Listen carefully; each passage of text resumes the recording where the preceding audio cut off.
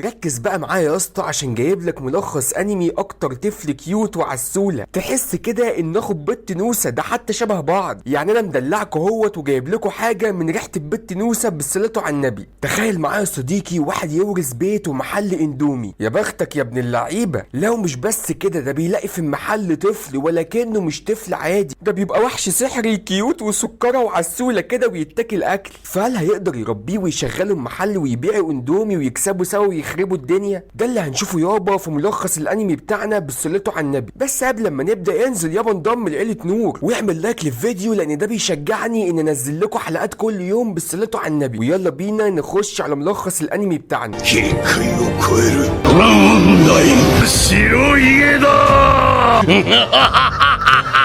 ライオン真のエスカノール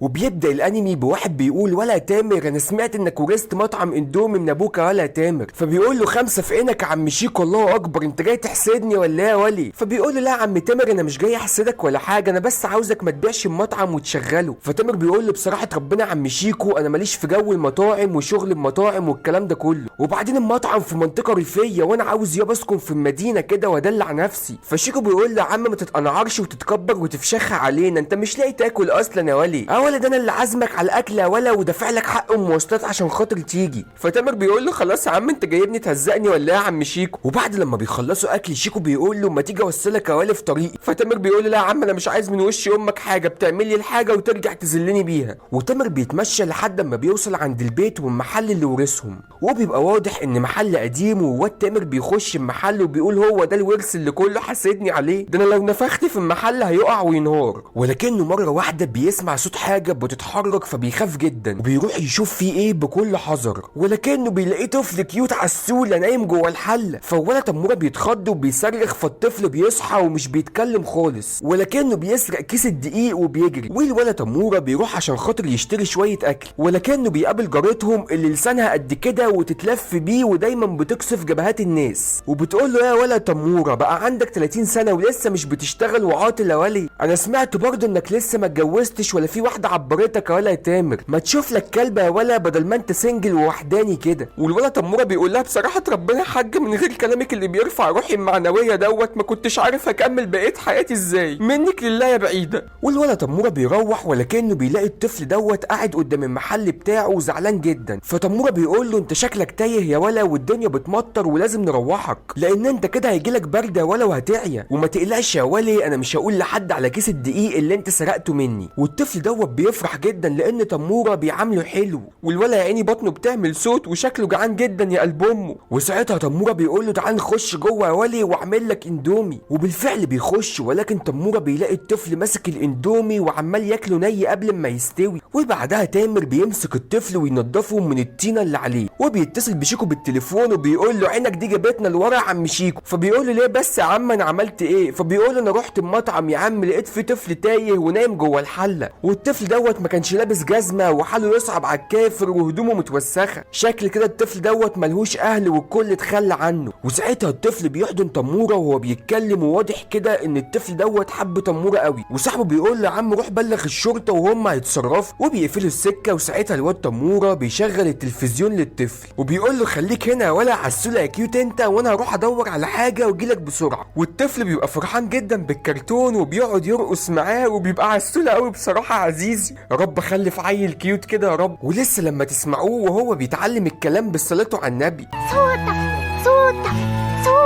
والواد تموره بيطلع يدور في البيت اللي ورثه من ابوه على هدومه وهو صغير علشان يلبسها للطفل بالصلاة على النبي. وبالفعل يابا بيلاقيها وبيقول: اصيل يابا والله ما رميتش هدومنا واحنا صغيرين وفضلت محتفظ بيها بالصلاة على النبي. ومش بس كده يابا، ده بيلاقي رسمه كان راسمها وهو طفل صغير خالص وابوه لسه محتفظ بيها لحد دلوقتي. والواد تموره لما بينزل بيلاقي الطفل دوت بيجري ورا ضفدعه وبيقول له: تعالى يا ابني هنا لا تتخبط ولا يحصل لك حاجه. ولكن الطفل دوت بيقلد الضفدعه وبينط فوق دماغ تموره، وبيكون واضح ان الطفل بقى يحب تامر قوي وبقى متعلق بيه. وساعتها تامر بيقول له: انا راجل وسخ اصلا اني كنت خايف عليك يا ولي، هتكسر لي ظهر الله يخرب بيتك. وساعتها الطفل بيدي لتموره الصوره بتاعت عيلته اللي وقعت وتموره بيطبطب عليه وبيلبسه الهدوم بالصلاة على النبي، والطفل بيبقى فرحان جدا باللبس، وواضح ان محدش جاب له لبس من زمان قوي، والواد بيجري وبيكون في قمة سعادته يا عيني. والواد تموره لما بيشوف الطفل كده بيفكره بنفسه وهو صغير. وتموره بيبص على ابوه وبيلاقي مره واحده الضوء لونه ذهبي بيظهر، وبيلاقي نفسه رجع للماضي في اليوم اللي ابوه اشترى له فيه الجاكيت الاصفر اللي بوكو لابسه دلوقتي. وتموره بيستغرب جدا انه ازاي قدر يرجع بالزمن ويشوف الماضي. وساعتها تموره بيسال هل الموضوع دوت ليه علاقه ببوكو، لان الضوء الذهبي ظهر من جسم بوكو بالصلاه على النبي، وشكل كده ولا بوكو عنده قدرات سحريه غريبه ما نعرفش عنها حاجه. وساعتها بيقول له احنا لما نروح للشرطه لازم تبقى شاطر وتقول لهم على اسمك عشان يرجعوك لعيلتك يا ولي. بس بيكون واضح ان الطفل دوت بيحب الواد تموره ومش عاوز يسيبه ابدا بالصلاه على النبي. وفي اثناء ما هما بيتكلموا بتيجي واحده وبتقول اخيرا مطعم الاندومي فتح تاني، ولكن تموره بيقول لها احنا قافلين للاسف. فالبت بتقول له انا قلبي الصغير لا يحتمل كده يا جدعان، انا مش قادر ابعد عن الاندومي الفشيخ اللي كان بيقدمه عم سوتا صاحب المطعم. والبنت بتمشي وهي زعلانه وبتقول له لو فتحته تاني قول له الله يكرمك والنبي يا كابتن. وساعتها الطفل بيضحك وبيقعد يقول سوتا، وتموره بيمسك ايد الطفل وبيتمشوا لحد ما بيقابلهم الكاهن بالصلاه على النبي، وبيقول له خلي بالك يا ولا ما ينفعش طفل يمشي لوحده في الوقت ده لانه ممكن يتلبس من روح وحش التونكي الاسطوري. وبيمشي يروحوا، ولكن بيقابلوا في طريقهم اتنين وبيسالوهم عن مطعم عم سوتا بتاع الاندومي. فالواد تموره بيقول لهم للاسف المطعم قفل، عم سوتا مات وانا بابنه وهبيع البيت والمطعم اللي ورثته منه. وساعتها بنرجع بذكريات تموره وبنعرف انه مش عاوز يشتغل في المطعم لان اصحابه في المدرسه كانوا بيتنمروا عليه لان ابوه بيشتغل بياع اندومي بالصلاه على النبي. يا ابني يا عبيط، حد طايل ابوه يبقى بيشتغل بياع اندومي وياكل كل يوم اندومي ببلاش؟ المهم الطفل بيحس ان كلام الاتنين دول اتضايق الواد تموره بالصلاه على النبي وفكروا بذكريات وحشه، فبيحاول يزقهم ويبعدهم عنه بالصلاه على النبي. ولكن ساعتها يابا بيظهر للطفل دوت ودان ثعلب وديل بالصلاه على النبي، فالواد تموره بيغطيه وبيجري بسرعه، والواد تموره بينزل الطفل وبيفتكر ان ده كله حلم مش حقيقي. ولكن يابا لما بيبص له بيلاقيه اتحول فعلا على شكل ثعلب بشري، والطفل دوت بيقعد يقول له سوتا سوتا وبيبقى فرحان وكيوت جدا. بس الواد تموره اول ما بيشوفه بيخاف وبيجري. حد يا ابني يخاف من القمر ده بالذمه؟ وتموره بيخش البيت ومش بيرضى يدخل الطفل بيكون حزين جدا انه هيرجع لوحده تاني والناس بتخاف منه ومحدش بيحبه. وبيجي اليوم اللي بعده وتموره بيبقى ماشي وبيقول الحمد لله اكيد الثعلب دوت مشي، ولكنه يابا بيلاقي الثعلب بيجري عليه وبيحضنه وبيكون شكله فرحان بس خايف جدا في نفس الوقت. وبنلاقي الست الكبيره اللي لسانها قد مبرد ومتبري منها بتجري وراه وبتقول امسكه تعالى يا ولي هنا يا ولي، على النعمه يا ثعلب انت لا اعمل من فخادك شاورما. وتوضيح عظيم مشاهد، هي عايزه تعمل من فخاده شاورما بالمعنى الحرفي لان هم في الصين وفي اليابان بياكلوا كل حاجه حرفيا. والست العجوزه ديت بتقول له تعالى يا ولد انا هعمل منك شوربه طعمها حلو قوي يا ولي، ولكن تامر بيقول لها فيها ست سعرانه انت تمشي من هنا يا ست انت عايزه ايه؟ وبالفعل الست بتمشي وتموره بيلاقي الطفل يا عيني جعان جدا، فبيقول له يا عم انا ما عنديش مانع يا عم انك تيجي تقعد معايا في البيت وتاكل وتشرب وتخربها. والطفل بيفرح جدا وبيحضن تموره، وتموره بياخده وياكله، وبصراحه ربنا الطفل بيبقى كيوت قوي يا جماعه، ولكنه بيبقى مفجوع وبيخلص الاكل كله لوحده وبيروح يلعب شويه، ولكنه بيقع على بوزه وبيقعد يعيط وبيبقى كيوت خالص برضه. وتموره بيقول له ما تعيطش يا ولي ما تعيطش يا ولي، الرجاله ما بيعيطوش يا ولي، وبياخده عشان يحميه وينضفه وبيقول له وعدني يا ولي انك ما تبينش هيئه الثعلب ديت لاي حد غيري علشان ما حدش يطاردك ويهاجمك يا ولي. وبالفعل يابا الطفل بيوعده انه مش هيعمل كده تاني. وتموره بياخد الطفل وبيروحوا شويه مشاوير بالصلاه على النبي، واول ما بيركبوا القطر الطفل بيجري وبيبقى فرحان جدا، وتموره بيجري وراه لانه خايف عليه، بس في نفس الوقت بيكون اول مره يحس انه اب وبيكون فرحان جدا بالاحساس ده بالصلاه على النبي. والطفل بيقعد وبيكون فرحان جدا هو كمان لانه اول مره يركب قطر. ومره واحده ولا تموره بيشوف البت اللي كان بيحبها ايام المدرسه بالصلاه على النبي، وبتكون اتجوزت وخلفت كمان. والولا تموره يا عيني بيحس بوجع في قلبه وبيقول ليه يا دنيا بتحطي على جرحي كلونيا. وبنشوف تموره وهو رايح يشتري لبس للطفل، والطفل بيكون عاوز تيشيرت اللي بيبقى عليه رسمه الكرتون اللي بيتفرج عليه بالصلاه على النبي. ولكن وهم بيختاروا اللبس بتيجي بنت بتخبط في الطفل وبتطيره وبيحضن تموره وبيقعد يعيط،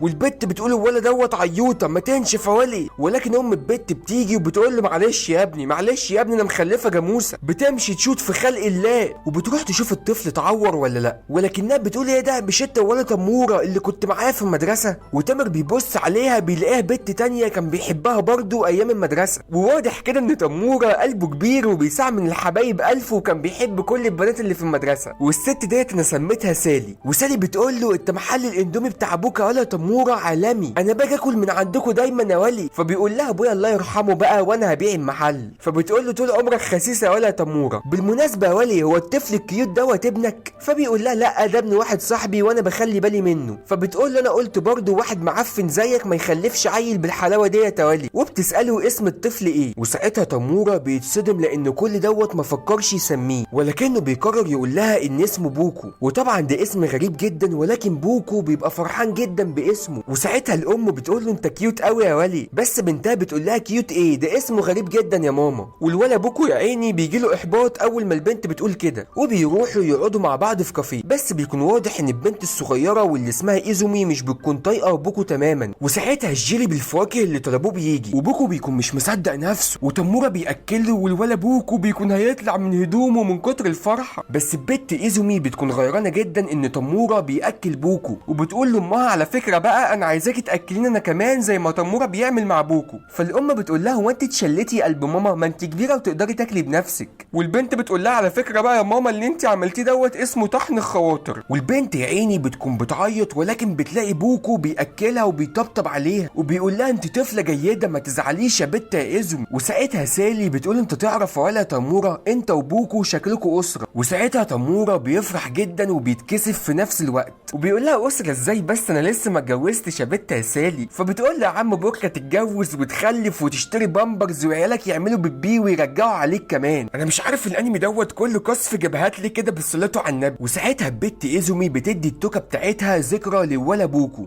وبيبقوا صحاب جدا. وساعتها الواد تموره بياخد بوكو وبيروح، ولكن بوكو بيكون تعبان جدا وبيتحول لثعلب وبيروح في النوم بالصلاة على النبي، وبيروح ينام. ولكن تموره بيقول انا خدت اجازه من الشغل عقبال ما بيع المحل والبيت بالصلاة على النبي، ولكن لازم ارجع تاني للمدينه وللشغل بتاعي. ولكن مره واحده بيلاقي في رجل لابسه في وشه وشكل الواد بوكو بيحلم. ولو انت وصلت لحد هنا يا صديقي انزل اعمل لايك للفيديو واشترك في القناه وانضم لعيله نور. حرفيا حكايه بوكو يا صديقي حكايه جامده جموده مفيش منها اتنين، وهتعجبكم وفيها مغامرات كتير. فاشترك في القناه واعمل لايك للفيديو. ولو انت بقى حبيبي قوي ومنضم لعيله نور شير الفيديو على صفحتك على الفيسبوك بالصلاه على النبي.